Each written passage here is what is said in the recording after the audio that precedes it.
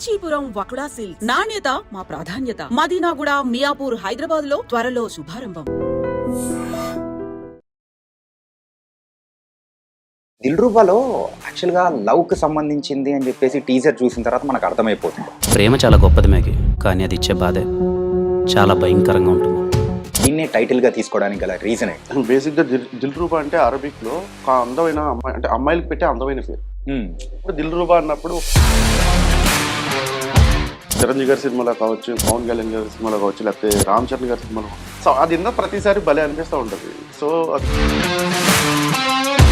ఒక third dimensional అనేది కూడా ఈ స్టోరీలో ఓపెన్ చేస్తున్నారు అంటున్నారు. సో వాట్స్ దట్ ఏంటి? ఫ్రెండ్షిప్ అయితే కొంచెం ఎదురుకి వెళ్తూ ఉంటుంది. అదే అమ్మాయితో అయితే ఒక లవ్లో పడుతుంది, ఫ్రెండ్షిప్ కాకపోతే. ఆ లవ్లో పడిన తర్వాత ఏమవుతుందంటే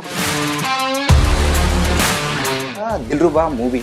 సో కిరణ్ అబ్బవరం గారిని అసలు ఏ పాయింట్ చెప్పి ఒప్పించారు? ఎందుకంటే అది మదర్ లాంగ్వేజ్. ఆ మదర్ లాంగ్వేజ్లో ఆ 2 వర్డ్స్ వాడాలంటే వాళ్ళ ప్రాణం చచ్చిపోయినాయి. We should respect our mother language కదా. దాంట్లో ఒక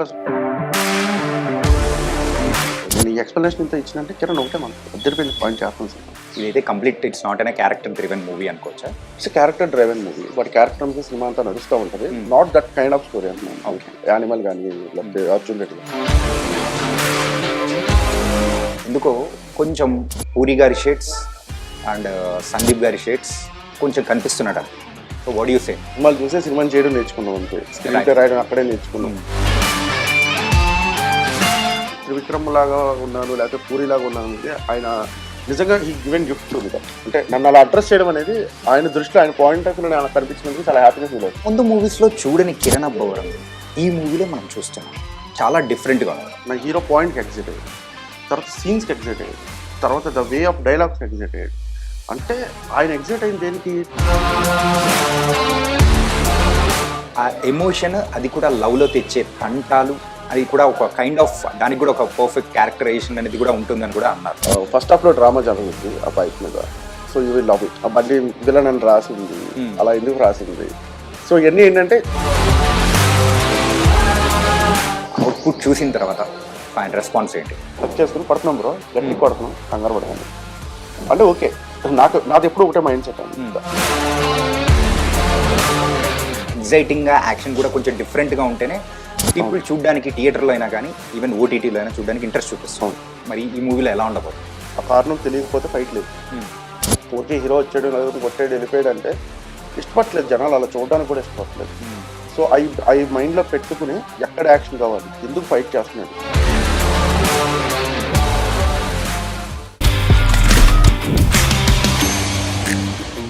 hi guys, welcome to I dream. నేను మీ చాణక్య. గైస్, మరి మార్చ్ 14th నాడు మరి రిలీజ్ అవుతున్న మూవీ దిల్రూబా. మరి ఆ మూవీలో కిరణ్ అబ్బవరం గారు ఎంత డిఫరెంట్గా కనిపించబోతున్నారో దాని మీద ఒక పాజిటివ్ ఇంటెంట్ అనేది కూడా ప్రేక్షకుల మధ్యలో కనిపిస్తుంది. మరి ఆ మూవీ డైరెక్టర్ విశ్వ గారు ఇప్పుడు మనతో పడుతున్నారు. మరి అయితే లేట్ చేయకుండా ఈ దిల్రూబాలో యాక్చువల్గా లవ్కి సంబంధించింది అని చెప్పేసి టీజర్ చూసిన తర్వాత మనకు అర్థమైపోతుంది. కానీ ఒక third dimension of the love అనేది కూడా చూపించబోతున్నారు. అది ఏంటి అనేది కూడా మనం అడిగి తెలుసుకుందాం. హాయ్ విశ్వ బ్రో. హాయ్. ఎలా ఉన్నారు? Super bro. So promotions full swing గా నడుస్తున్నట్టు గట్టిగా స్టార్ట్ అయింది బ్రో. స్టార్ట్ అయింది and thanks for coming here. Thank you. ఏంటంటే మెయిన్గా దిల్రూబా అనేటప్పటికీ ఆబ్వియస్లీ ద లవ్కి సంబంధించిన వర్డ్. ఇప్పటి వరకు తెలుగులో ఆ వర్డ్ని సాంగ్స్లలో విన్నాము అండ్ మాట్లాడే మాటల్లో విన్నాము. కానీ దీన్నే టైటిల్గా తీసుకోవడానికి గల రీజన్ ఏంటి? పర్టికులర్ రీజన్ అంటే బేసిక్గా దిల్రూబా అంటే అరబిక్లో ఒక అందమైన అమ్మాయి, అంటే అమ్మాయిలకు పెట్టే అందమైన పేరు. ఇట్స్ పంజాబీ ఇన్స్ట్రుమెంట్ అనమాట. ఆ ఇన్స్ట్రుమెంటేషన్ అంటే ఆ ఇన్స్ట్రుమెంట్ మ్యూజిక్ అది చాలా డిఫరెంట్. ఒక 1960s ఆ టైంలో చాలా పాపులర్ మ్యూజిక్. ఆ సౌండింగ్ అయినప్పుడు దిల్రూబా అన్నప్పుడు ఒక సౌండింగ్ ఉంటుంది. చిరంజీవి గారి సినిమాలో కావచ్చు, పవన్ కళ్యాణ్ గారి సినిమాలో కావచ్చు, లేకపోతే రామ్ చరణ్ గారి సినిమాలో కూడా, ఇది ఆరెంజ్ సినిమాలో. సో అది ఎన్నో ప్రతిసారి భలే అనిపిస్తూ ఉంటుంది. సో అది దాంట్లో కూడా మీనింగ్ ఉంది కదా, అది బాగుంటుంది ఆ ఎమోషన్ అని చెప్పి దాన్ని తీసుకున్నాం అంతే. So that to love subject we are dealing నా. సో దానికి కరెక్ట్ యాప్ట్ అని చెప్పి ఒక ఫీలింగ్. నేను కరెక్ట్ గారు కూర్చొని డిస్కస్ చేసుకున్నప్పుడు కూడా లేదు దిల్రూబా బాగుంది, దానికి వెళ్ళిపోతాం. భాస్కర్ భట్ల గారు కూడా డిస్కస్ చేసినప్పుడు దిల్రూబాతో వెళ్ళిపోతే చాలా అదిరిపోద్ది అని చెప్పాడు ఆయన. సో ఆ పాజిటివ్ సైన్స్ అనేది కూడా భాస్కర్ భట్ల గారి దగ్గర నుంచి, అందరి దగ్గర నుంచి కలెక్టివ్ గా వచ్చింది. ఓకే, ఇప్పటి వరకు లవ్లో ఎప్పుడైనా కానీ అమ్మాయి మోసం చేసి వెళ్ళిపోవడము, అబ్బాయి మోసం చేసి వెళ్ళిపోవడము ఇలాంటివి మనం చూస్తూ ఉంటాము. ఆ తర్వాత ఇంకొక అమ్మాయిని వెతుక్కోవడం. కానీ ఇక్కడ మాత్రం యువర్ టేకింగ్ విత్ అనే న్యూ పాయింట్, ఒక థర్డ్ డైమెన్షనల్ అనేది కూడా ఈ స్టోరీలో ఓపెన్ చేస్తున్నారు అంటున్నారు. సో వాట్స్ దట్, ఏంటది? అంటే ఎనీ రిలేషన్షిప్, ఏ రిలేషన్షిప్లో అయినా ఇప్పుడు పరిచయం తర్వాత స్నేహం, ఆ తర్వాత ఫ్రెండ్స్ అయితే బాయ్స్ ఎవరైనా ఫ్రెండ్షిప్ అయితే కొంచెం ఎదరికి వెళ్తూ ఉంటుంది. అదే అమ్మాయితో అయితే ఒక లవ్లో పడతాం, ఫ్రెండ్షిప్ కాకపోతే. ఆ లవ్లో పడిన తర్వాత ఏమవుతుందంటే ఒక డిస్టర్బెన్సెస్ స్టార్ట్ అవుతాయి ఎక్కడో చోట, పాయింట్ ఆఫ్ టైంలో బ్రేకప్ అనేది జరుగుతూ ఉంటుంది. దాని తర్వాత ఏమవుతుందంటే మాట్లాడుకోరో లేకపోతే దూరం వెళ్ళిపోతారు. బికాస్ ఒకళ్ళు తప్పని ఒకళ్ళు, ఇంకొకళ్ళు తప్పని ఇంకొకళ్ళు, అలా ఆ బిలీవ్ వెళ్ళిపోతారు. కానీ ఈ జర్నీని మర్చిపోతారు. స్టార్ట్ అయిన ఈ జర్నీని తర్వాత ఎండ్ వరకు వచ్చే వరకు జరిగే ఒక జర్నీని మర్చిపోతారు. మర్చిపోయిన మనకు గుర్తు వస్తూనే ఉంటుంది, ఈ అమ్మాయి ఎలా ఉంది అని చెప్పి మనం అనుకుంటాం, ఆడు ఏం చేస్తున్నాడు అని వాళ్ళు అనుకుంటారు, ఎక్కడో ఇన్స్టాలోనే స్క్రోల్ చేసి చూసుకుంటారు, ఓకే ఇడు బాగానే ఉన్నాడు. ఎందుకు అలా ఒక టెక్స్టే చేయొచ్చు కదా, ఎలా ఉన్నారు వాళ్ళు కూడా అలా తప్పలేదు అంటే తెలుసుకోవడంలో తప్పలేదండి. వాళ్ళతో ఉన్న మన ప్రయాణానికి ఒక విలువ ఇవ్వాలి కదా అంటారు. అది అలా విలువ ఇచ్చి ఒక ఎక్స్ గర్ల్ ఫ్రెండ్ వచ్చి సెట్ చేస్తే ఎలా ఉంటుంది అనేది ఒక ఐడియా నుంచి పుట్టింది. అంటే ఇది ఎక్స్ గర్ల్ ఫ్రెండ్ వచ్చి సో ప్రెసెంట్ డిస్టర్బ్ అయిన లవ్ ని సెట్ చేయడం. యూజువల్గా ఇలాంటివన్నీ సినిమాల్లోనే చూడొచ్చు, రియల్ లైఫ్లో ఎప్పుడైనా ఇట్లాంటివి చూసారా? అలా లేదు. అంటే రియల్ లైఫ్లో కూడా రెండు రకాలు బ్రో. ఇక్కడ రియల్ లైఫ్లో ఉండవు కాబట్టి చూడండి అని చెప్పడం ఒకటి, అట్లీస్ట్ ఇలా ఉండండి అని చెప్పడం ఒకటి. ఓకే, రెండోది పాయింట్ అనుకుంటున్నాను. ఇలా ఉండదు రియల్ లైఫ్లో, మీరు కసో సినిమాలో చూపిస్తున్నామన్నా అది బాగానే ఉంది చెప్పడానికి. లేదు మీరు ఇలా ఉండడానికి ట్రై చేయండి అని చెప్పినా బాగానే ఉంటుంది. So both are fine. And as a story writer గా ఒక మూవీ తీసుకొని వచ్చారంటే కొన్ని సొంత అనుభవాలు అనేది కూడా పక్కా ఉంటాయి. ఆ సొంత అనుభవాలు మరి ఈ స్టోరీలో మీ అనుభవాలు ఏమైనా ఉన్నాయా? ఉన్నాయి బ్రో. అంటే కొన్ని అంటే ఎవ్రీ వన్ లైఫ్, నేను ఆల్వేస్ అంటే నాకు టీజర్ దగ్గర నుంచి క్వశ్చన్ స్టార్ట్ అయింది. నేను ఎప్పుడూ అదే చెప్తున్నాను, ఎక్స్పీరియన్స్ అంటే మన బట్టి, అంటే మన లైఫ్లో జరిగిందే కాదు. ఇప్పుడు ఒక ఫ్యామిలీ అనేది ఒక ఫ్యామిలీ దగ్గర ఆగిపోతుంది. అమ్మ నాన్న మన సొసైటీలోకి వచ్చే కొద్దీ కూడా, అంటే ఫార్వర్డ్ అవుతున్న కొద్దీ, మనం ఎదుగుతున్న కొద్దీ మనకి చాలామంది తగులుతూ ఉంటారు. సో వీళ్ళందరి లైఫ్లోనూ ఒక్కొక్క ఎక్స్పీరియన్స్ ఉంటుంది. ఇది జరిగిందిరా, ఇది జరిగిందిరా, ఇది జరిగింది. కలెక్టివ్గా తీసుకున్నప్పుడే అది ఫామ్ అవుతుంది యాక్చువల్లీ. ఓకే. సో పర్సనల్గా బ్రేకప్ లేకుండా ఎందుకు ఉంటుంది? 35 years వచ్చినాయి, డెఫినెట్లీ ఉంటుంది. సో ఆ అమ్మాయి గుర్తొచ్చినప్పుడు, లేకపోతే తను ఫోన్ చేసి ఒక టెక్స్ట్ చేసినప్పుడు, మై హ్యాపీనెస్ ఇస్ నా ఎక్స్ ఎప్పుడు నాకు మెసేజ్ చేస్తూనే ఉంటుంది, చేస్తూనే ఉంటుంది. అంటే ఆ సిచ్యువేషన్ జరిగిన తర్వాత అంటే బ్యాడ్ ఫేజ్ ఉంటుంది బ్రో. బ్యాడ్ ఫేజ్ ఉంటుంది, డెఫినెట్లీ ఉంటుంది. అది 6 months ఉండొచ్చు, ఒకటికి 1 year ఉండొచ్చు, ఒకటికి 1 month ఉండొచ్చు. సో ఆ బ్యాడ్ ఫేజ్ దాటిన తర్వాత ఒక గుర్తు తెచ్చుకోవడం అనేది ఉంటుంది, మాట్లాడాలి ఎలా ఉన్నాడు. ఆ పాయింట్ ఆఫ్ టైంలో లవ్ ఉండదు, లస్ట్ ఉండదు, ఏముండదు. ఇంకా అక్కడ న్యూట్రల్ ఆ న్యూట్రల్ అయిపోయినప్పుడే నార్మల్గా మాట్లాడదాం. ఎందుకంటే when we are in love there is expectation. Breakup అయితే always I'm a bad person. Okay, she is very good. Okay. So తనలో చెప్పడానికి కూడా 1% కూడా ఏ రాంగ్ లేదని చెప్తాను. I'm the bad person, not in the ways bad things or something, characterization maybe, అంటే దాని వల్ల కావచ్చు, ఏదైనా కావచ్చు. కాల్ తీసుకుంది అయితే ఫస్ట్ వాళ్ళే, ఏంటంటే తిరిగి వచ్చినప్పుడు కూడా ఎలా ఉన్నావు అని అడిగింది. Okay. And coming to the Dilruba movie, so Kiran Abbavaram గారిని అసలు ఏ పాయింట్ చెప్పి ఒప్పించారు? ఎందుకంటే ఆయన ఇప్పటి వరకు చేసిన మూవీస్ కానీ కొంచెం యాక్షన్ ఓరియంటెడ్, అంటే కంప్లీట్ ఒక కంప్లీట్ లవ్ స్టోరీ చేసిన సందర్భాలు అనేది చాలా తక్కువ. అంటే రాజా గారు, రాణి గారు, దట్ వాస్ అనే డిఫరెంట్ జోన్. కానీ దీనికి వచ్చేటప్పుడు దిల్రుబాగా వచ్చేటప్పటికి డిఫరెంట్ జోన్. సో ఏం చెప్పి ఒప్పించారు? దిల్రుబా అంటే ఆయన ఆల్రెడీ చెప్పాడు, సారీ థ్యాంక్స్ చెప్పని ఒక క్యారెక్టరైజేషన్. ఎందుకంటే ప్రతిరోజు మనం దేని మీద డిపెండ్ అయిపోయి ఉన్నామంటే, ఓ రోజు మా నాన్న అన్నాడు, అంటే నాకు చాలా అలవాటు, ఇప్పటికీ అలవాటు పోలేదు ఇంకా జబ్బు, సారీ థ్యాంక్స్ అని చెప్తూ ఉంటాం ఊరికి, చిన్నదానికి పెద్దానికి. ఒక పాయింట్ ఆఫ్ సిచ్యువేషన్లో నేను ఆలోచించినప్పుడు ఏమైందంటే, మా నాన్న ఒక మాట అన్నాడు, సిగ్గేట్లేదరా నీకే, సారీ అంటావు, థ్యాంక్స్ అంటావు, సారీ అంటావు, థ్యాంక్స్ ఎందుకు పడుతున్నాను, నేను చెప్పింది నిజమే కదా, మా నాన్న చెప్పింది నిజమే కదా అనుకున్నా. అది ఐడియా ఎప్పుడో ఉండిపోయింది, బ్రెయిన్లో అలా ఉండిపోయింది. బట్ ఇది డిస్కస్ చేయాల్సిన పాయింట్ అని థాట్ వచ్చినప్పుడు, సరే అసలు సారీ థ్యాంక్స్ చెప్పకుండా ఇది వరకు రోజులు ఎలా బతికేవారండి, అసలు బతకగలుగుతామా? ఎలాగంటే ఇప్పుడు కాల్ తగిలింది, మరి తగిలితే చూసుకోలేదండి అన్నారు, అంటే మీరు అన్నారు పర్లేదండి అన్నారు, దీంట్లో సారీ లేదు, థ్యాంక్స్ లేదు. ఓకే, లేదు అవసరం లేదు, కానీ మనం వాడతాం అది ఊరికే. ఫోన్ పెట్టేసేటప్పుడు థ్యాంక్స్ బ్రో అంటాం, ఎందుకు థ్యాంక్స్ దేనికి, వై యువర్ థ్యాంకింగ్, తెలుగులో చెప్పండి, క్షమించండి అనే పదం వాడండి. వాడడం కష్టం. ఎందుకు కష్టం అంటే, మీకు తెలిసిన ఒక భాష, మీ సొంత భాష, మాతృభాషలో ఒకటికి ఏంటి క్షమించండి అని అడగడం పెద్ద నేరం. ఎందుకంటే మీ మైండ్ ఒప్పుకోదు. మీ మైండ్ చెప్తాడు నువ్వు అంత పెద్ద తప్పేం చేసావు నువ్వు. యా, థ్యాంక్స్ చెప్పండి, తెలుగులో కృతజ్ఞత అని చెప్పండి, నేను నీకు చాలా కృతజ్ఞుడిని అని చెప్పండి. ఎందుకు ఆడి కాళ్ళు పెట్టుకున్నట్టు ఎందుకు అలా మాట్లాడుతున్నాను ఫీలింగ్ వచ్చేస్తుంది మనకి. యా, కానీ ఎవడో ఒకడు అలవాటు చేసిన 2 పదాలు సారీ థ్యాంక్స్. మీరు ఏ ఫారిన్ కంట్రీ అయినా వెళ్ళండి, వాళ్ళు ఊరికి సారీ చెప్పరు, ఊరికి థ్యాంక్స్ చెప్పరు. ఎందుకంటే అది మదర్ లాంగ్వేజ్. ఆ మదర్ లాంగ్వేజ్లో ఆ 2 వర్డ్స్ వాడాలంటే వాళ్ళ ప్రాణం చచ్చిపోయినట్టు. Yeah. So we should respect our mother language కదా. దాంట్లో ఒక క్షమించండి అని నువ్వు అడగలేని ఒక బరువు మాట ఉన్నప్పుడు అది ఇంగ్లీష్లో నీకు ఈజీ అయిపోయిందా అది. సో ఇది డెప్త్ ఆఫ్ ద పాయింట్. ఇది చెప్పినప్పుడు వెంటనే కనెక్ట్ అయిపోయాడు. నేను ఈ ఎక్స్ప్లెనేషన్ ఇంత ఇచ్చినంటే కిరణ్ ఒకటే మాట్లాడు అద్దరిపోయింది పాయింట్ చెప్పాను సినిమా. ఫస్ట్ లాగ్లైన్ మెయిన్ ఇది చెప్పేటప్పటికి సెట్ అంతే, అంతకు మించి full and script ready bro first చెప్పినప్పుడే. కాబట్టి 30-40 minutes ఉన్నాడు అంతే. ఓవరాల్ కాదు 40 minutes విన్నాడు. 40 minutes తర్వాత ఆపాను, చేస్తున్నాను నేను సినిమా అంతే. తను చాలా ఎగ్జైట్ అయ్యాడు ఆ టైం కిరణ్ గారు. కానీ రీసెంట్ టైమ్స్లో మన తెలుగు ఇండస్ట్రీలోనే కాదు, టోటల్గా మన ఇండియన్ సినిమా ఇండస్ట్రీ మీద కేవలం ఒక క్యారెక్టరైజేషన్ చుట్టూ తిరిగే స్టోరీస్ ఏదైనా తీసుకున్నామంటే అది జాగ్రత్తగా డీల్ చేస్తే సక్సెస్ రేట్ అనేది కూడా ఎక్కువగా. ఈవెన్ మనం అనిమల్ చూసుకున్నా కానీ వేరే మూవీస్ ఏదైనా క్యారెక్టర్ డ్రివెన్ మూవీస్ ఇలా తీసుకుంటే ఆ కోవకే ఇది వచ్చేస్తుందంటారా? అలా ఏం లేదండి. ఇప్పుడు క్యారెక్టరైజేషన్ మీద కరెక్ట్గా సినిమా రాయడం మొదలు పెట్టిందంటే పూరి గారు. ఈడియట్ సినిమా కావచ్చు, మనం బద్రి, అసలు అలాంటి క్యారెక్టరైజేషన్స్ మరి they are the inspiration and they are influencing always. But the thing is that always మీరు చెప్పినట్టే ఏంటంటే ఆ థ్రెడ్ మీద నడుస్తూ ఉండే వెళ్ళే కథ. ఎందుకంటే ఆ క్యారెక్టర్ మీద బేస్ అయ్యే కథ నడుస్తూ ఉంటుంది. సో చాలా జాగ్రత్తగా డీల్ చేయాలి. అంటే ఆ ప్రెమైజ్ని క్రియేట్ చేయడం కానీ, ఆ మజిల్ క్రియేట్ చేయడం కానీ చాలా ప్రాపర్గా జరగాలి. తక్కువ లిమిటెడ్ క్యారెక్టర్స్ ఉంటాయి. When we go with the characterisation based film, చుట్టూరు జరిగే కథ మొత్తం 5 క్యారెక్టర్లు 6 క్యారెక్టర్ల మధ్య జరుగుతూ ఉంటుంది. సో కంపారిజన్ వచ్చి యానిమల్ సినిమాలో ఉంటుందా, డెఫినెట్లీ సందీప్ రెడ్డి వంగ గారు అలా ఆ కైండ్ ఆఫ్ సినిమా అయితే కాదు. అంటే అంత రస్టిక్గా అయితే కాదు చెప్తాను. అంత రస్టిక్గా అయితే కాదు. సో కాస్త పువ్వుల్ని అమ్మాయిలని అయితే కూడా బాగానే చూపించారు. లేదు, లవ్ సబ్జెక్ట్ యాక్చువల్లీ. అంటే హీరో క్యారెక్టరైజేషన్ బేస్డ్ ఆడికి యాంగర్ మేనేజ్మెంట్ ఏం లేదు బ్రో. వాడికి కోపం అనేది సిచ్యువేషన్ బట్టే వస్తుంది. ఓకే. సో ఆ సిచ్యువేషన్ వల్లే వాడికి కోపం వస్తుంది తప్పించి వాడికి యాంగర్ మేనేజ్మెంట్ ప్రాబ్లమ్స్ ఏంటో. ఓకే. అంటే ఆయన క్యారెక్టర్స్ యూనిక్ ఉంటాయి యాక్చువల్లీ. సందీప్ రెడ్డి గారు అంటే యానిమల్ వి కెనట్ ఎక్స్పెక్ట్ అనమాట. అసలు ఊహించలేదు సినిమాకి వెళ్ళే వరకు కూడా. ఓకే. సో ఇదైతే complete it's not an character driven movie అనుకోవచ్చా? It's character driven movie. వాడి క్యారెక్టర్ మీద సినిమా అంతా నడుస్తూ ఉంటుంది. Not that kind of story అంటున్నాను. ఓకే. యానిమల్ కానీ లేకపోతే అర్జున్ రెడ్డి కానీ ఆ కైండ్ ఆఫ్ స్టోరీ కాదు.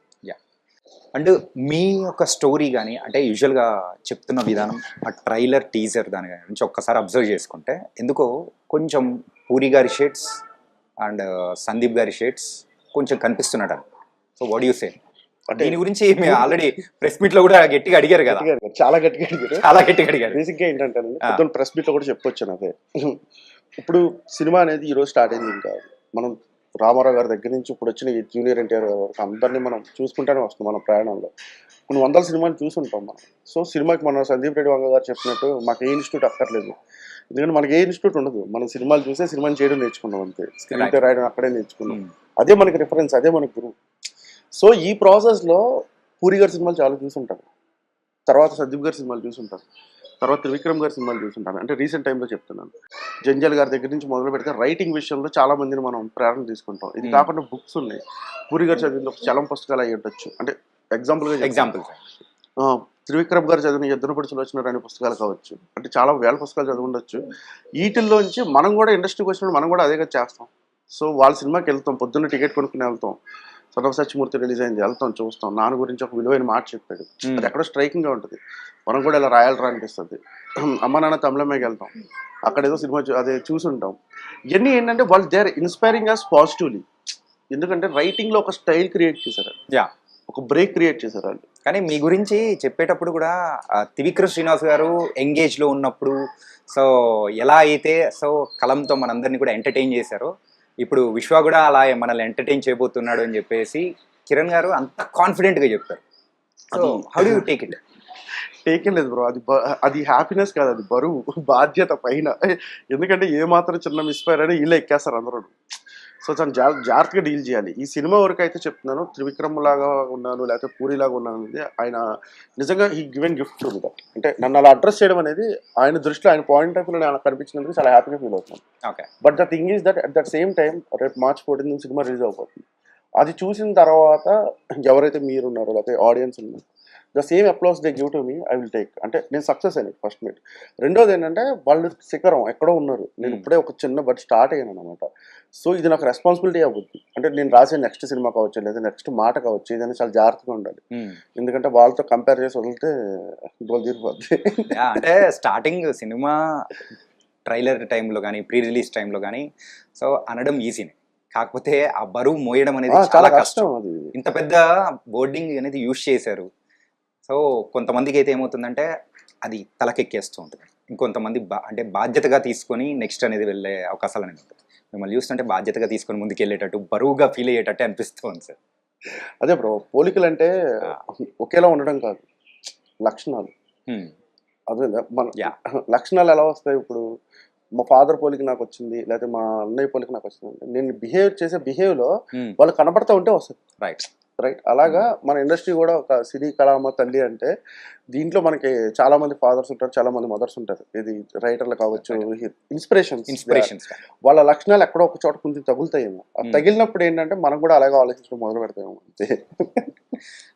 ఇంకొక విషయం చెప్పుకోవాలి, ఈ మూవీకి సంబంధించి ఏది రిలీజ్ అయినా కానీ ప్రేక్షకుల దగ్గర నుంచి కామన్గా వింటున్న వర్డ్ ఏంటంటే, ఇంతకుముందు మూవీస్లో చూడని కిరణ్ అబ్బవరం ఈ మూవీలో మనం చూస్తున్నాం. చాలా డిఫరెంట్గా ఉన్నది, coming to the language wise, body language wise, ఇంకా లుక్ వైజ్ కానీ ఎవ్రీథింగ్. సో ఒక కొత్త కిరణ్ అబ్బవరాన్ని చూస్తున్నామని కూడా అంటున్నారు. మరి దాని గురించి తీసుకున్న జాగ్రత్తలు ఏంటి? It's a team work bro. First of all first point ఏంటంటే, నేను ఒక కథను చెప్తాను. ఎవరికి చెప్తాను? నా హీరోకి చెప్తాను ఫస్ట్. నా హీరో పాయింట్కి ఎగ్జైట్ అయ్యాడు, తర్వాత సీన్స్కి ఎగ్జైట్ అయ్యాడు, తర్వాత ద వే ఆఫ్ డైలాగ్స్కి ఎగ్జైట్ అయ్యాడు. అంటే ఆయన ఎగ్జైట్ అయిన దేనికి? నన్ను నేను కొత్తగా చూసుకోబోతున్నాను అనేది ఆయన ఎగ్జైట్మెంట్. రైట్. అంటే నేను ఒక 20% ఆయన దగ్గర నుంచి తెచ్చుకున్నాను అనుకో, ఈ 80% ఫుల్ఫిల్ చేయాల్సింది టీమ్.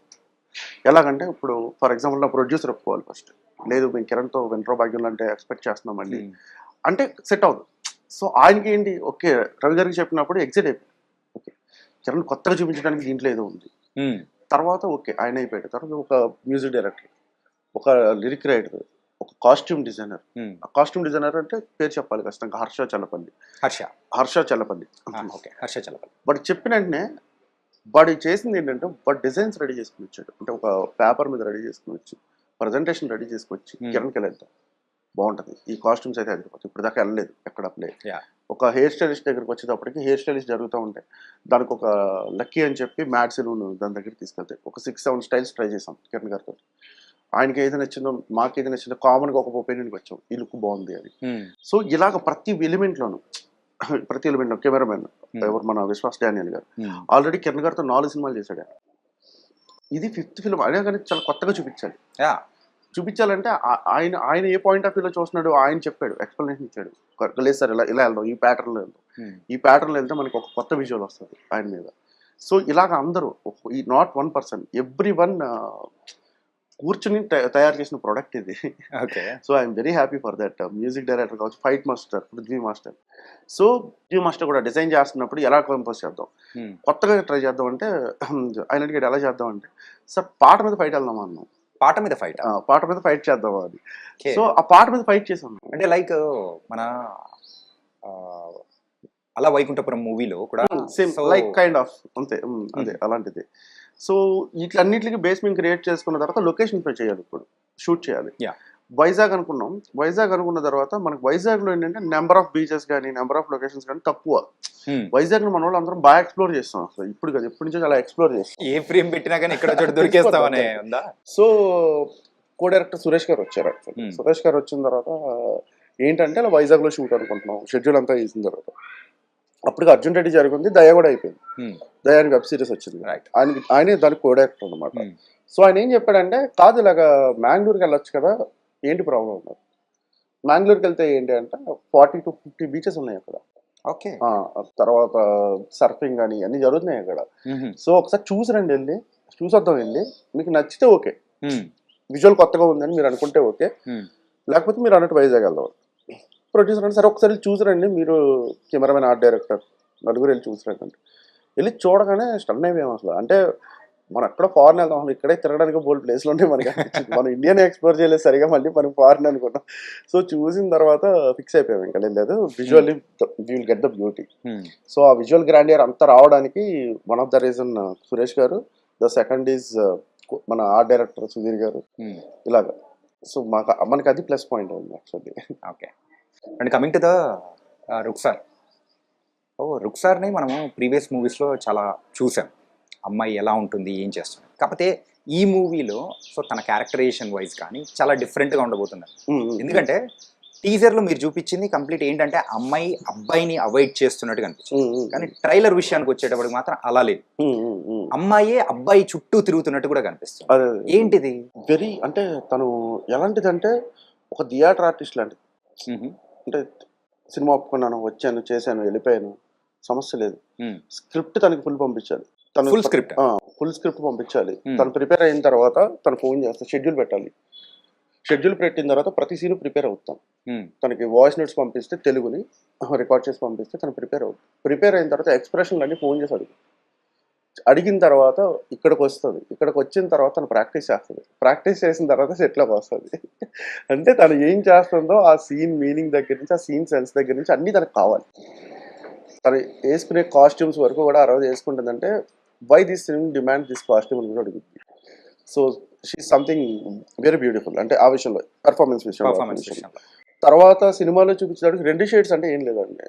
అమ్మాయి ఎందుకు ఎరగల పడింది అనేది సినిమాలో ఆబ్వియస్లీ ఇప్పుడు రివీల్ చేయకుండా పాయింట్ అది. రెండోది ప్రేమలో పడ్డారు, గొడవలు అయినాయి, ఎనీ రిలేషన్షిప్ అది ఫ్రెండ్ అయినా కావచ్చు. మా జీవితంలో ఇప్పుడు దాకా గొడవే జరగలేదని ఎవరిని చెప్తే that is not a pure. అంటే అక్కడ ఏదో ప్రాబ్లం ఉంది, వాళ్ళు దాన్ని కవరప్ చేసుకోవడానికో లేకపోతే ఒకళ్ళ మీద ఒకళ్ళు డిపెండ్ అయిపోయి ఇది డిస్టర్బ్ అయితే ఎక్కడ మనకి వీడి దగ్గర నుంచి అవసరం పోద్దనో అని సెటిల్గా ఉంటున్నట్టు. అంటే మీరు అన్నట్టు ఏ రిలేషన్షిప్లో అయినా అని గొడవలు పడకపోతే అది వాళ్ళిద్దరు లవ్ లో ఉన్నట్టు కాదనమాట. అంటే అక్కడ సంథింగ్ ఎల్స్ ఏదో ఉంది, అది అవసరాల కోసం బతుకుతున్నట్టు అంతే. అంటే ఆ పాయింట్ మీరు ఇందులో ఎక్స్ప్లోర్ చేయబోతున్నారా?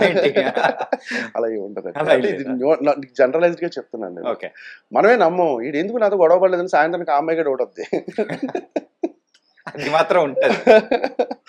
సో ఆ థాట్ లోంచి వచ్చింది. అంటే ఆ ప్రాసెస్ లోనే ఏంటంటే నెక్స్ట్ మీరు చూసిన రెండో యాంగిల్ అన్నారు కదా, వాళ్ళకి ఏదో గొడవ జరిగింది, ఆ గొడవ తర్వాత అమ్మాయి ఆ ప్రాసెస్ లో ఉందేమో, సో ఆ సిచ్యువేషన్ ఎలా ఓవర్కమ్ చేశారు వాళ్ళు, ఇది రెండో యాంగిల్ మీరు అడిగింది అంతే. ఓకే, ఈ స్టోరీ కంప్లీట్ గా ఒక 3 మెంబర్స్ చుట్టూ తిరిగే స్టోరీలా అనిపిస్తుంది. 3 అని కాదు, ఒక 5 to 6 మెంబర్స్ ఉంటారు. అంటే లవ్ లో so main person Kiran Abbavaram, తర్వాత హీరోయిన్ రుక్సార్, దాని తర్వాత మళ్ళీ నజియా డేవిడ్సన్, మ్యాగీ. సో ఏంటి వీళ్ళ ముగ్గురు చుట్టూ తిరిగేది? అంటే అక్కడ బాధపడుతూ ఉన్న సీన్స్ అన్ని కూడా చూపిస్తున్నారు. అంటే ఫస్ట్ లవ్ లో వచ్చిన బాధన లేకపోతే సెకండ్ లవ్ లో వచ్చిన బాధన? అదే ఫస్ట్ లవ్ ఆల్రెడీ అయిపోయింది. మనకి పాయింట్ ఫస్ట్ లవ్ గురించి ఎక్స్ప్లోర్ చేసేది ఏముంటది? ఉంటది, దాని గురించి ఉంటది, బట్ నాట్ కంప్లీట్లీ దాని మీద ఏముంటది అంతా. సో అంటే ప్రెసెంట్ ఉన్న దాని మీద మనం ఎక్కువ వెళ్తాం, ఎక్కువ ఫోకస్ అనేది. 2 లవ్ స్టోరీలు ఒకే దాంట్లో కంపోజ్ చేసామంటే మళ్ళీ అది ప్రాబ్లం. అండ్ 4th క్యారెక్టర్ గురించి కూడా మనం మాట్లాడుకోవాలి. 4th క్యారెక్టర్ ఏంటంటే ద బైక్. బైక్ కూడా ఏంటంటే అబ్బాయిలకు బైక్ అనేది ఇట్స్ అనే ఎమోషన్ కంప్లీట్ గా. ఆ ఎమోషన్ అది కూడా లవ్ లో తెచ్చే తంటాలు, అది కూడా ఒక కైండ్ ఆఫ్ దానికి కూడా ఒక పర్ఫెక్ట్ క్యారెక్టరైజేషన్ అనేది కూడా ఉంటుందని కూడా అన్నారు. అవును, ఏంటది అంత ఇంపార్టెన్స్?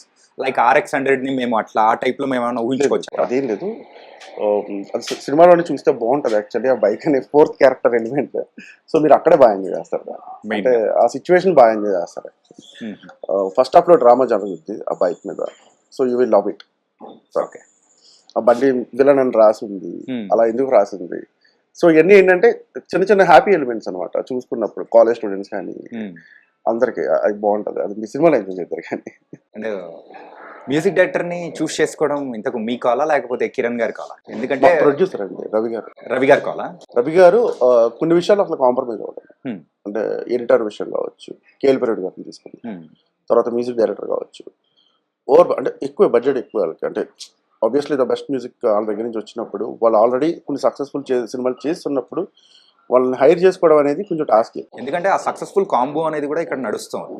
శామ్ గారు ప్రీవియస్ మూవీ విత్ కిరణ్ గారు లేదండి, మన సినిమా జరిగిపోయింది, మన సినిమా పాటలు వచ్చినాయి, దాని తర్వాత కా స్టార్ట్ అయింది. సో కాకి మన సినిమా తర్వాత కాక హైర్ చేసుకున్నారు.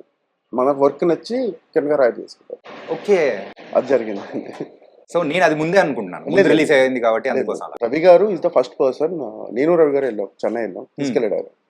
శ్యామ్ గారితో మాట్లాడాం, కథ నరేషన్ ఇచ్చాం. ఫస్ట్ ఇక్కడ రాడిసన్ హోటల్ ఇచ్చాం, దాని తర్వాత సెకండ్ సిట్టింగ్ చెన్నై వెళ్ళాం. సో ఆయనకి చాలా నచ్చింది, ఎందుకంటే బేసిక్గా ఆయన ఫీలింగ్ ఏంటంటే థ్రిల్లర్స్ ఎక్కువ చేస్తుంటాడు కదా ఆయన శ్యామ్ గారు. సో లేదు, లవ్ స్టోరీ గురించి వెయిట్ చేస్తున్నాను, చాలా బాగుంది, యూనిక్గా ఉంది, చేస్తానన్న తర్వాత ఆయన ఫ్రేమ్లో తీసుకొచ్చాం. ఫస్ట్ కొంచెం అటు ఇటు ఉండే, అంటే ఓకేనా అంటే లవ్ సినిమా కదా, కొంచెం సాంగ్స్ అది అనుకున్నాం. బట్ అప్పటికే కన్నమ్మ సాంగ్ పెద్ద హిట్ అక్కడ, అనిరుద్ధ్ గారు పాడింది చాలా పెద్ద హిట్. సో అలాంటివి కొన్ని ఉన్నాయి. సో తీసుకున్న తర్వాత he given very beautiful music. Okay. Compromise అవ్వడు శ్యామ్ అసలు, ఇన్స్ట్రుమెంటేషన్ లో కానీ, దేంట్లో కానీ, లైవ్ ఇవ్వడంలో కానీ, దేంట్లోనే కాంప్రమైజ్. మెయిన్ గా బీజిఎం విషయంలో అయితే గూస్ బంప్స్. మన సినిమా సాంగ్స్ అన్ని కూడా చాలా బాగా ఇచ్చాడు. నేను అదే షాక్, అందరూ అదే షాక్, అంటే ఎంత బ్యూటిఫుల్ గా ఇచ్చాడు సాంగ్. కన్నా సాంగ్ కానీ, అగ్గిపిల్ల కానీ, అగ్గిపుల్ల, హేజింగ్లీ ఒక ఎక్స్పీరియన్స్. ఫస్ట్ వెళ్ళి కమర్షియల్ పాట అడిగారు, ట్యూన్ ఇచ్చాడు ఆయన. ట్యూన్ ఇచ్చిన తర్వాత ఎవరికి ఎక్కట్లా, ఎక్కకపోతే నీకు ఎలా కావాలి బ్రో చెప్పండి బ్రో అంటాడు ఆయన. చెప్పండి, లేదు ఒక 2 hours టైం ఇస్తానంటే లిరిక్ రైటర్ని తీసుకుని వస్తాను, ఎందుకంటే భాస్కర్ భట్ల గారు సీనియర్ మోస్ట్ ఎక్స్పీరియన్స్ పర్సన్. సరే వెళ్దాం పద కరుణ్ అన్నారు. వెళ్ళాం, కూర్చున్నాం అక్కడ. ఏం కావాలో చెప్పకపోతే భాస్కర్ భట్ల గారు అన్నారు, మీకోసం మీరు కంపోజ్ చేసుకుని ట్యూన్స్ ఏమైనా ఉన్నాయంటే ఆయన ఆల్బమ్ చేద్దామని కొన్ని ట్యూన్స్ పెట్టుకున్నాడు. దాంట్లో ద సెకండ్ ట్యూన్ ఇదనమాట. వినగానే భాస్కర్ భట్ల గారు చెప్పారు, లేదు ఈ ట్యూన్స్ వెళ్ళిపోతున్నాం భలే వర్కౌట్ అయింది అది హేజింగిలి అనేది. ఆ బోర్డింగ్ అంతా, ఆ జింగిలి ప్లేస్ లో అంజలి రాయొచ్చు యాక్చువల్లీ, ఏ అంజలి అని పాడొచ్చు, ఇది మన సినిమాలో హీరోయిన్ పేరు, కానీ చేయొద్దు అన్నారు ఎవరు, భాస్కర్ భట్ల గారు. వద్దొద్దు, జింగిలి అంటే యూనివర్సల్ గా అమ్మాయిని కలిపినాడు, అంజలి అంటే ఓన్లీ పేరు గల అమ్మాయిని మాత్రమే, అది బాగాలేదు అంత అన్నారు. ఓకే అయితే జింగిలికి వెళ్దాం పదండి అన్న. దీని గురించి చాలా క్వశ్చన్లు వచ్చినాయి మొన్న ప్రెస్ మీట్ లో, పాట రిలీజ్ అయినప్పుడు. జింగిలి అంటే ఏంటి, జంగిలా, అది ఇది అది అమ్మాయి. మెయిన్ గా ఈ మూవీ 90% బాగా వచ్చిన తర్వాత 10% రీషూట్కి వెళ్ళడానికి ద రీజన్ ఏంటి? 10% రీషూట్కి వెళ్ళదండి, ప్యాచెస్ 2 to 3 days చేసాము. సో అంటే యూజువల్ గా మొన్న జరిగిన దాంట్లో కూడా కిరణ్ గారు చెప్పిన సందర్భంగా 10% చేయలేదు, 2 to 3 days చేసాము, చిన్న ప్యాచ్లు అంతే. అది కూడా అక్కడక్కడ ప్యాచ్లు అంతే, ఒక 1.5 2 days చేసినట్టున్నాం. అంటే మెయిన్ దానికి ఏమన్నా కొంచెం ఫస్ట్ తీస్తున్నప్పుడు అదేనండి, ఏం ట్రాన్సిషన్స్ కానీ అవి కానీ ఇవన్నీ చిన్న మిస్ అయి ఉంటాయి కదా. ఆయన ఏమన్నాడంటే 100% వెళ్దాం కరెంట్ బ్రో, కాంప్రమైజ్ అవ్వద్దు, చిన్న అట్లా కాంప్రమైజ్ అవ్వద్దు, కొడితే గట్టిగా కొడదాం, ఏది మంచిగా అదే చూపిద్దాం ఆడియన్స్కి. ఓకే. అన్నెసరీ సీన్స్ కానీ అన్నెసరీ కానీ ఇవన్నీ అవాయిడ్ చేద్దాం. ఆ డిస్కషన్లోంచే మేము అన్నెసరీగా అనిపించినవి చిన్న తీసేసిన. ఎట్లా ఈ అప్రోచబిలిటీ అనేది కూడా కా తర్వాత నుంచి ఆయనలో అట్లా మార్పు అనేది తీసుకొని వచ్చింది అనుకోవచ్చా? కా తర్వాత నుంచి అని కాదండి, మీటర్ అయిపోయింది, రూల్స్ రంజన్ అయిపోయింది, అప్పటికి మేమిద్దరు కూర్చున్నాం. రూల్స్ రంజన్ అయిపోయిన తర్వాత కూర్చున్నాం. ఆయన అప్పుడు చాలా స్ట్రాంగ్గా చెప్పారు, లేదు కరెంట్ నేనైతే కాంప్రమైజ్ అవ్వను సార్ నుంచి. ప్రతి దాంట్లోనే చిన్న మైన్యూట్లోనూ నేను ఖచ్చితంగా కేర్ తీసుకుంటాను, ఎందుకంటే end of the day investment అనేది కథ, హీరో వీళ్ళిద్దరి మీద నడుస్తూ ఉంటుంది. నేను డెబ్యూ డైరెక్టర్ని, అంతే కదండి, నేను డెబ్యూ డైరెక్టర్ని. సో మా ఇద్దరు ఆయన మీద నడుస్తూ ఉంటుంది. 9 సినిమాలు చేస్తున్నాడు ఆయన, మార్కెట్ పాజిటివ్గా ఉన్నా నెగిటివ్గా ఉన్నా ఆయన మీద డిపెండ్. రైట్. ఆయన స్టోరీ రాంగ్ ఎంచుకున్నాడు అనుకోండి, ఆయన బాధ ఏంటి, ప్రొడ్యూసర్ పోతాడు. సింగిల్ సిట్టింగ్లో 15 కోట్లు పోతాయి మార్నింగ్ షో పడేటప్పటికి. తనకి బ్యాడ్ నేమో, ప్రొడక్షన్కి బ్యాడ్ నేమో, ఆ డైరెక్టర్కి బ్యాడ్ నేమో. ఆయనకి అది ఇష్టం లేదు. నా డైరెక్టర్లు అందరూ బాగుండాలి, నా ప్రొడ్యూసర్లు అందరూ బాగుండాలి, వాళ్ళిద్దరు బాగుంటేనే నేను బాగుంటాను. ఓకే. సో ₹1 కూడా పోకూడదు. ఆ బయట పోయే 15 కోట్ల కన్నా ఇక్కడే ఒక 25 లక్షలు 50 లక్షలు అయితే ఖర్చు పెడదాం. రీషూట్లు చెక్ చేసుకున్నాం. ఓకే. ఇది హీరో స్టార్ట్ అయింది కాదు కదండి రీషూట్ అనేది, మనం చాలా సంవత్సరాల నుంచి చూస్తున్నాం. అది సినిమా బెటర్మెంట్ కోసం జరిగే ప్రాసెస్ అది. అందరికి ఏంటి రీషూట్ పడ్డదంట సినిమా కానీ నెగిటివ్కి వెళ్తుంది. అవును, మరి బెటర్ చేయడానికి ఎదురా వెళ్తున్నాం. సో ఈ క్వశ్చన్ కూడా అడిగింది అందుకే అనమాట. మెయిన్గా రీషూట్కి వెళ్ళారు అనేటప్పటికి ఒక ముద్ర అనేది కూడా మైండ్లో ప్రతి ఒక్కరిలో పడేలా చేస్తూ ఉంటారు, పడిపోతూ ఉంటారు. సో దాని గురించి క్లారిటీ అనేది కోసం, అదే బెటర్మెంట్ కోసం. ఓకే. ఇప్పుడు అలాగే కిరణ్ గారు, సో అవుట్పుట్ చూసిన తర్వాత ఆయన రెస్పాన్స్ ఏంటి? కిరణ్ గారు లాస్ట్ 20 days బ్యాక్ అనుకుంటా చూసారా, చూసి కన్ను కొడుతున్నాం బ్రో, హక్ చేసుకుని పడుతున్నాం బ్రో, గట్టి కొడుతున్నాం, కంగారు పడుతున్నాం అంటే ఓకే నాది ఎప్పుడు ఒకటే మైండ్ సెట్ అండి. Hmm. ఆన్ పేపర్ మనం రాసింది ప్రజెంటేషన్కి ఆన్ స్క్రీన్ తీసుకొచ్చేటప్పటికి ఎంతవరకు మనం దాంట్లో సక్సెస్ అయ్యి, ఎందుకంటే మనం 100% రాస్తాం maximum due to the so many reasons. మనం ఏం ఆడియోని చూపిస్తున్నామో అది 80% ఉండొచ్చు, మన ఫ్రెష్ మైండ్తో చూసే మీకు అది 100%. Okay. So at least I should deliver that. On paper మీద నేను రాసుకుంటే ఆ 80 to 90% స్క్రీన్ మీద తీసుకురాగలిగానంటే ఆడియన్గా మీకు నేను 100% ఎంజాయ్మెంట్. Yeah. సో దానికోసం so he's very happy. Yeah. చాలా ప్రీవియస్గా మీరు వర్క్ చేసింది విజేంద్ర ప్రసాద్ గారి దగ్గర, అవును. అండ్ చెలో మూవీస్ దానికి కానీ Hmm. అండ్ వేరే మూవీస్కి వర్క్ చేశారు. విజేంద్ర ప్రసాద్ గారి దగ్గర నుంచి యూజువల్గా నేర్చుకుంది ఏంటి? మా గురువు గారు వచ్చి మహాదేవ్ స్వామియాజులు గారు. Hmm. ఎవరంటే జాగ్వార్ సినిమా డైరెక్టర్. ఓకే. ఆయన దగ్గర నన్ను అటాచ్ చేసింది రంగరంగ వైభవంగా డైరెక్టర్ గిరిసాయ. సో గిరిసాయ నాకు అన్నయ్య అవుతారు, అంటే లైక్ మెంటర్. ఓకే. సో నా రైటింగ్ స్టైల్ అది నచ్చి జాగ్వార్ సినిమాకి మహాదేవ్ గారి దగ్గర తీసుకెళ్ళాడు. మహాదేవ్ గారితో నేను ఆల్మోస్ట్ ఒక 2 years ట్రావెల్ చేశాను, 2.5 years ట్రావెల్ చేశాను. సినిమా అయిపోయింది, రైటింగ్ డిపార్ట్మెంట్ అని స్టార్ట్ అయ్యాను. మెయిన్ అసోసియేట్ లాగా ఆయన దగ్గర జాగ్వార్ సినిమాకి మొత్తం పనిచేశాను 150 days అంతా. దాని తర్వాత అది అయిపోయి వచ్చిన తర్వాత విజేంద్ర ప్రసాద్ గారి ఆఫీస్లోనే మహాదేవ్ గారు మేము అందరూ ఉండేవాళ్ళం. మహాదేవ్ గారి నెక్స్ట్ సినిమా ప్రాజెక్ట్ జరుగుతుంది, యాక్చువల్లీ ఆ డిస్కషన్ జరుగుతూనే అక్కడే ఉన్నాం. సో విజేంద్ర ప్రసాద్ గారి దగ్గర వర్క్ ఇంకా అక్కడే ఉండిపోవడం ఒక 2 years ఉన్నాను, యాక్చువల్లీ 2-3 years. ఓవరాల్ వాళ్ళ కాంపౌండ్ లో జర్నీ అయితే మహాదేవ్ గారి అందరితో కలిపి ఒక 4 years అక్కడ జర్నీ చేశాను. కానీ మీ రైటింగ్ విషయానికి వచ్చేటప్పటికి యూ డన్ ఎక్కువగా కొంచెం హ్యూమర్ ఉన్న మూవీస్ ఎక్కువ తీశారు. కానీ ఈ దిల్ రూబా విషయానికి వచ్చేటప్పటికి ఆ ట్రాన్సిషన్ అనేది కూడా కంప్లీట్ డిఫరెంట్.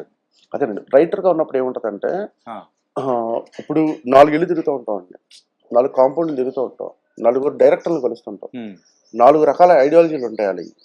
మీరు కామెడీ చేస్తారు, కామెడీ కావాలి మీకు. సో ఇంకో డైరెక్టర్ థ్రిల్లర్ రాస్తాడు. యాజ్ ఎ రైటర్ నేను ఏదైనా రాయాలి, మీరు కామెడీ ఇస్తే ఫన్ రాయాలి. అండ్ నా ప్రాసెస్లో ఏంటంటే నాకు చిలో రాసాం, అంటే అసిస్టెంట్ గానే రాసాం. చిలో రాసినప్పుడు మాకు ఏంటి అంతా ఫుల్ ఫన్, అది ఫన్ వేలో వెళ్ళిపోయింది. దాని తర్వాత వచ్చి ఆర్జీవి గారి దగ్గర పడ్డాం. ఆయన ఒక టైప్ ఆఫ్ టిపికల్ డిస్కషన్ ఉంటుంది, ఏంటంటే కలవడు, ఫోన్లో సీన్ పంపించంటాడు, ఫోన్లో సీన్ చాలా క్లారిటీగా చెప్తాడు వాయిస్ మెసేజ్ లో, ఈ సీన్ నాకు ఇలా కావాలి, దీన్ని ఒక్కసారి కరెక్షన్ చేసి పంపించంటాడు. అంతే. ఆయన ఏంటంటే ఆయన మైండ్ సెట్ నాకు బాగా నచ్చింది. వర్క్ అనేది నువ్వు ఎక్కడి నుంచైనా చేయొచ్చు, మనిషిని వెళ్ళి కలవాల్సిన అవసరం లేదు. ఎందుకంటే ఆయన ఉద్దేశం మణికొండలో ఉన్న నేను బంజారా హిల్స్ ఆయన దగ్గరికి రావాలంటే half an hour travelling 1 hour waste.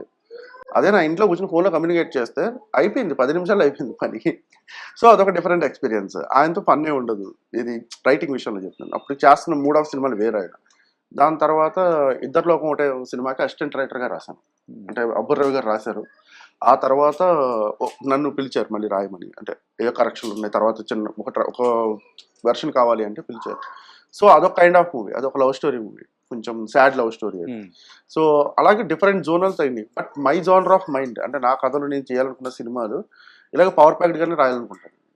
అంటే భీమవరం అబ్బాయివి కాకపోతే ఆ స్లాంగ్ గానీ ఎక్కడ ఏం కనిపించట్లేదు, ఏంటి బ్రో? డిగ్రీ 2009 అయిపోయింది, బీఫార్మసీ అయిపోయిన తర్వాత జాబ్ కోసం అని వైజాగ్ తర్వాత బెంగళూరు తర్వాత చెన్నై, ఇలా రాష్ట్రాలు పట్టుకుని తిరుగుతా ఉంటాను. బెంగళూరు టు హైదరాబాద్కి వచ్చాను ఇంకంతే ఇక్కడ. అండ్ బేసికల్ గా ఆ స్లాంగ్ పోయింది, అలా నెమ్మదిగా పోయింది. బట్ మళ్ళీ మా ఊరు తగిలాడంటే వచ్చేది, అరే అలా ఉన్నారా అంటే మా ఫ్రెండ్స్ ఇక్కడే ఉంటారు, ఇక్కడ కోకాపేటలో ఉంటారు. వారానికి ఒకసారి కలిసినా కానీ మేము మాట్లాడుకునేది మళ్ళీ మా గోదావరి భాష ఉంటుంది. మెయిన్ గా డైరెక్టర్ అవ్వాలని అనిపించిన సందర్భం ఫస్ట్ టైం చిరంజీవి గారు. ఎందుకంటే సినిమా మీద పిచ్చి, సినిమా మీద ఇంట్రెస్ట్ రావడం ఎప్పుడో, అంటే నా చిన్నప్పుడు చేతకి ఎక్కించుకుని మన నాన్న సినిమాలు తీసుకెళ్తూ ఉండేవాడు కదా, ఆ టైంలో అనమాట. ముగ్గురు మనం కలిసి సినిమా తీసుకెళ్ళాడు, ఫస్ట్ టైం థియేటర్ ఎక్స్పీరియన్స్. చూస్తే 3 చిరంజీవులు ఉన్నారు, ఏంట్రా ఇది, వాళ్ళమ్మ ఒకేసారి ముగ్గురు ఎలా కనిపిస్తుంది అలాగా ఒకేలాగా అనుకున్నాను. అంటే నా ఫీలింగ్ ఏంటంటే బయట కూడా వాళ్ళు 3 ఉంటారు, వాళ్ళు 3 సినిమాల్లో ఉన్నారు. ఇంటర్వెల్ అయిపోయింది, సమోసా తెచ్చాడు, తినలేదు, ఆలోచిస్తూ కూర్చున్నాను, ఏంట్రా ఇది 3 చిరంజీవులు ఎలా ఉన్నారు ఒకేసారి. బయటకు వచ్చి చార్తకి ఎక్కాను, మా నాన్న, మా అన్నయ్య, మా అమ్మ వీళ్ళందరూ మాట్లాడుకుంటారు, సినిమా బాగుంది కదండి, అది కదండి, పాటలు బాగున్నాయి కదండి. అయితే నేను ఆలోచిస్తాను, మా నాన్న డెప్ మీద కూడా ఏంట్రా అన్నాడు. ఏంటి ఆలోచిస్తాను, కాదు నేను వాళ్ళ అమ్మ ఒకేసారి 3 ఎలా కనిపిస్తుంది అలా ఒకేలా ఉన్న వాళ్ళని, బయట కూడా 3 ఉంటారు అని అడిగారు. రే ఒకటే చిరంజీవి 3 కానీ చూపించారు అంటే అదేంటున్నాను అన్నాను, సినిమా రా ఇది అంతే రారాడు. అప్పటి నుంచి పిచ్చానమాట. ఇంటికి వచ్చి టీవీ చూస్తుంటే ఈటీవీలో నాగేశ్వరరావు గారిని ఎవరో కాల్ చేశారు, టాప్. ఏడుస్తున్నాను, ఎందుకు ఏడుస్తున్నా అంటే నాగేశ్వరరావు గారు కాల్ చేశారంటే ఆగు అని చెప్పి టీవీ ఇలా మార్చాడు, జెమిని వచ్చింది, నాగేశ్వరరావు గారు బతికి ఉన్నారు చూడండి. అంటే అంటే ఈ వరల్డ్ ఎంత బాగుంటుంది అనేది ఆ చిన్నప్పటి నుంచి కళ. దాంతో స్టార్ట్ అయిపోయింది. అలాగేంటంటే శ్రీశ్రీ గారి పుస్తకాలు చదవడం, మా తాతలు ఇద్దరు హెడ్ మాస్టర్లు, స్కూల్ హెడ్ మాస్టర్, వాళ్ళకి తెలుగు లిటరేచర్తో ఎక్కువ సంబంధం ఉంటుంది. సో ఈ ట్రావెలింగ్ ఎక్కువైపోయింది నాకు. నాటకాలు, బుక్స్ అని, అయ్యని ఇయ్యని, డైలీ ఒక స్కిట్ వేయడం, వారానికి ఒకసారి స్కూల్లో ప్లే చేయడం, కాలేజీలో స్కిట్ డ్రామాలు చేయడం, ఇలాగా ఈ జర్నీ అలవాటు అయిపోయి పిచ్చాలు ఉండిపోయింది సినిమాలోకి రావాలి అని. సో తప్పలేదు, కొంచెం ఫైనాన్షియల్ క్రైసిస్ వల్ల వాటి వల్ల జాబ్ చేయాల్సిన సిచ్యువేషన్ వచ్చింది. అంటే లైక్ ఫైనాన్షియల్ క్రైసిస్ అంటే ఫ్యామిలీ పరంగా మిడిల్ క్లాస్, పర్లేదు మిడిల్ క్లాస్. ఆ మిడిల్ క్లాస్లోనే కొంచెం ఇబ్బందులు స్టార్ట్ అయినాయి. లేదు కొంచెం ఫ్యామిలీ బ్యాక్ బోన్ గా నిలబడాలి, ఎందుకంటే నాకు ఎడ్యుకేషన్ అంతా ఇచ్చింది వాళ్ళే.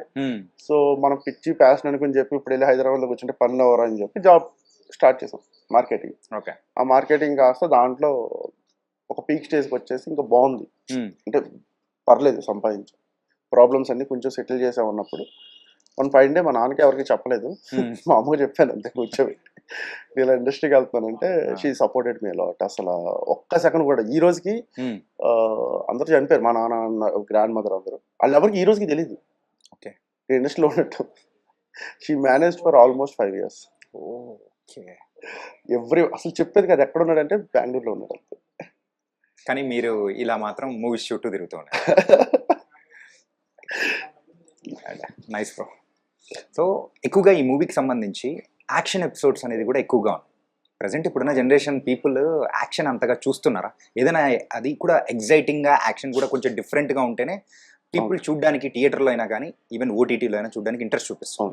మరి ఈ మూవీలో ఎలా ఉండబోతుంది? సిచ్యువేషన్ బ్రో, సిచ్యువేషన్ అంటే ఏంటంటే ఇప్పుడు ఎందుకు ఫైట్ చేస్తున్నాడు, ఊరికనే ఎవడో కొట్టడు, కొట్టాలంటే బలమైన కారణం కావాలి. ఆ కారణం ఉంటేనే ఫైట్ వర్కౌట్ అవుతుంది. ఆ కారణం తెలియకపోతే ఫైట్ లేదు. ఊరికే హీరో వచ్చాడు నలుగురిని కొట్టాడు వెళ్ళిపోయాడు అంటే ఇష్టపడలేదు జనాలు, అలా చూడడానికి కూడా ఇష్టపడలేదు. సో అవి మైండ్లో పెట్టుకుని ఎక్కడ యాక్షన్ కావాలి, ఎందుకు ఫైట్ చేస్తున్నాడు, ఈ ఫైట్ తాలూకు ఎమోషన్ ఏంటి హీరోది, ఇంకో ఫైట్ జరుగుతుంటే ఆ ఫైట్లో ఆడ ఎమోషన్ ఏంటి, ఈ టైంలో ప్రశాంతంగా కొడుతున్నాడా, ఈ టైంలో చాలా కోపంగా కొడుతున్నాడా, ఇంకో టైంలో ఇంకోలా కొడుతున్నాడా, ఎందుకు కొడుతున్నాడు, కొట్టడానికి వెళ్ళగల కారణం ఏంటి. ఈ కారణం ఉంటేనే అంటే నాకు ఎక్స్పీరియన్స్ ఏంటంటే జాగ్వార్ చేస్తున్నప్పుడు రామ్ లక్ష్మణ్ మాస్టర్ ఉన్నారు, ఆయన వాళ్ళిద్దరు క్లైమాక్స్ ఫైట్కి వచ్చారు.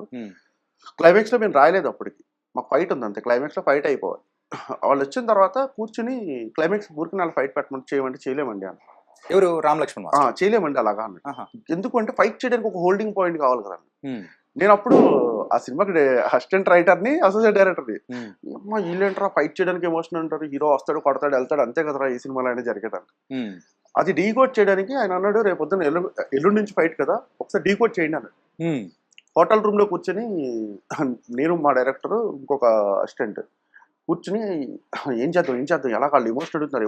ఎమోషన్ అంటే ఏంటి అంటే సినిమాలో యాక్చువల్లీ మేము రమ్యకృష్ణ గారిని చంపేశాం, ఫ్లాష్ బ్యాక్లోనే మదర్ని ఫాదర్ని ఇద్దరిని చంపేశాం.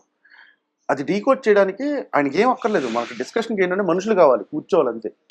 ఆ కూర్చోవాల్సి అంటే ఆయన తిరుగుతూనే ఉన్నాడు అటు ఇటు, మహాదేవ్ గారు తిరుగుతున్నాడు. ఎవరు? డైరెక్టర్ మహాదేవ్ స్వామి. తిరిగి ఒక పాయింట్ దగ్గర ఆగి వచ్చేసింది నాన్న, ఏంటంటే రమ్యకృష్ణ చావలేదు బతికే ఉంది ఇప్పుడు ఏంటి అన్నది. ఓకే అంటే ఏంటి అంటే క్లైమాక్స్ లో ఈ కొడుకుని తయారు చేసింది ఆవిడే అని ఎంటర్ అవుద్ది అక్కడికి. నెక్స్ట్ రోజు తీసుకెళ్ళి ఆయన రామలక్ష్మణ్ మాస్టర్ చెప్పగానే ఎగ్జిట్ అయిపోయారు రామలక్ష్మణ్ మాస్టర్. సినిమా మొత్తంలో ఫైట్ వర్కౌట్ అయినంత బాగా ఏది వర్కౌట్ అవ్వదు, ఎందుకంటే మిగతా ఫైట్ మాస్టర్లు అన్ని చేసింది వేరు. బట్ అప్పుడు నాకు అర్థమైంది ఏంటంటే ఓకే ఒక ఫైట్ జరిగినా దాంట్లో ఎమోషన్ కావాలి. మీరు అరవింద్ సమేత చూసిన ఫస్ట్ ఫైట్ అలాగే ఉంటుంది, సో బలమైన కారణం ఉంటుంది. సో అలాంటి సిచ్యువేషన్స్ పెట్టుకోకుండా హీరోయిజం చూపించడానికి ఫైట్ చేసిన ప్రతిసారి ఫెయిల్యూర్ అయిపోతాం. సో అది మైండ్లో ఉంది. సో పృథ్వీ మాస్టర్కి ఆ పాయింట్ చెప్పినప్పుడు కథ ఎంత విన్న తర్వాత చాలా ఎగ్జైట్ అయిపోయాడు Prithvi master. The way he design the fights is very beautiful. అంటే దాంట్లో కూడా ఒక కిక్ ఉంటుంది, ఒక ఎనర్జీ ఉంటుంది. ఇంటర్వెల్ జాతర ఫైట్ కావచ్చు, కేసీపీ ఫైట్ కావచ్చు, క్లైమాక్స్ ఫైట్ కావచ్చు, ఒక టెంపో మెయింటైన్ చేసి అలా తీసుకెళ్ళాడు దాన్ని. అంటే ఎడ్జ్ ఆఫ్ ద సీట్ కూర్చోబెట్టుకెళ్ళగల డిజైన్ చేశాడు ఫైట్. మీరు ఖచ్చితంగా ఫైట్ సీక్వెన్స్ ఎంజాయ్ చేస్తారు. The final question of our interview ఏంటంటే కా హిట్ అయిన తర్వాత కిరణ్ గారి మార్కెట్ కానీ అండ్ ఆయన దగ్గర నుంచి ఎక్స్పెక్ట్ చేసే స్టోరీస్ కానీ కంప్లీట్ ఒక వేరియేషన్ అనేది కూడా పీపుల్స్ మైండ్ సెట్లో మారిపోయింది. మరి ఇప్పుడు దాన్ని నెరవేర్చగలగదా ఈ దిల్ రూబా అని చెప్పేసి అందరూ ఒక క్వశ్చన్ వాళ్ళు వేసుకుంటున్నారు. ఈవెన్ ఇన్ఫ్యాక్ట్ ప్రెస్ మీట్లో కూడా అడిగారు. మరి దానికి ఆన్సర్ ఏం చెప్తారు? దానికి ఆన్సర్ ఒకటే సార్. ఇప్పుడు మన చిరంజీవి గారు ఉన్నారు, ఆపద్బాంధవుడు సినిమా తీశాడు, Yeah. రుద్రవేణి తీశాడు ఆయన. కానీ మనం అంతకు ముందు చూసింది కమర్షియల్, అంటే ఒక మనకు తెలుసు ఆయన వైబ్ ఏంటో మనకు తెలుసు, డాన్స్లు ఫైట్లు ఇవన్నీ. తర్వాత ఆయన ఖైదీ తీశాడు, అదొక కైండ్ ఆఫ్ స్టోరీ, అసలు అప్పటిదాకా బ్రేక్ అది. సో నేనేమంటున్నానంటే మీ ముందు సక్సెస్, ఆయన ముందు సక్సెస్, ఆయన తర్వాత సినిమా అదే వైపు కంటిన్యూ అవ్వాలని లేదు. ఏది స్టోరీ వైజ్ అదే స్టోరీ మళ్ళీ తీయలేము. ఎందుకంటే రాసేది కరుణ్, నెక్స్ట్ రాసేది కే రాంప్ అనేది ఇంకో డైరెక్టర్. సో ఏంటంటే ఒక డైరెక్టర్ ఆ ఐడియాలజీ ప్రకారం కథ వెళ్తూ ఉంటుంది. సో దాన్ని ఎంజాయ్ చేయండి. ఓకే, కాలా ఉందా లేదా అనేది ఎంజాయ్ చేయకండి. మీకు కాలా ఉందా లేదా అంటే కాలా ఎప్పటికీ ఉండదు ఆయన నెక్స్ట్ చేసే సినిమాలు. ఎందుకంటే కా వేరు, కరుణ్ వేరు, నెక్స్ట్ నాని వేరు, నెక్స్ట్ ఇంకో డైరెక్టర్ వేరు.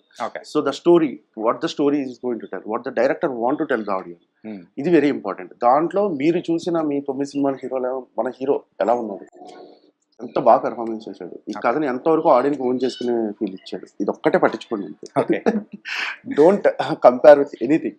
ఓకే, ఈ శుక్రవారం మంది, ఈ శుక్రవారం థియేటర్కి వచ్చామా, సినిమా చూసామా. అంటే వ్యాలంటైన్స్ రోజు రావాల్సింది ఎందుకు 1 month డిలే చేసి 14th అని కొంచెం వర్క్ ఉంది యాక్చువల్లీ, ఇంకా ఆర్ఆర్ అన్ని వర్కులు జరుగుతున్నాయి దాని మీద. అంటే చెప్పాను కదా, అంటే క్వాలిటీ. శామ్ కాంప్రమైజ్ అవ్వడు, కిరణ్ గారు కాంప్రమైజ్ అవ్వరు, నేను కాంప్రమైజ్ అవ్వను. సో బెస్ట్ వచ్చేదాకా చెయ్యాల్సిందే. ఓకే, సో మొత్తానికైతే ఈ 14th, సో మార్చ్ 14th మీదే అండ్ మాత్రం డిసైడ్ అయిపోతున్నారు. హోలీ అంతా రంగులతో నింపేస్తూ ఉన్నారు దిల్ రూబాతో. మన లైఫ్ లో కూడా రంగులతో నింపేస్తున్నాం. It was nice and thank you. Happy women's day to all the women in the world. Okay, thank you. Thank you.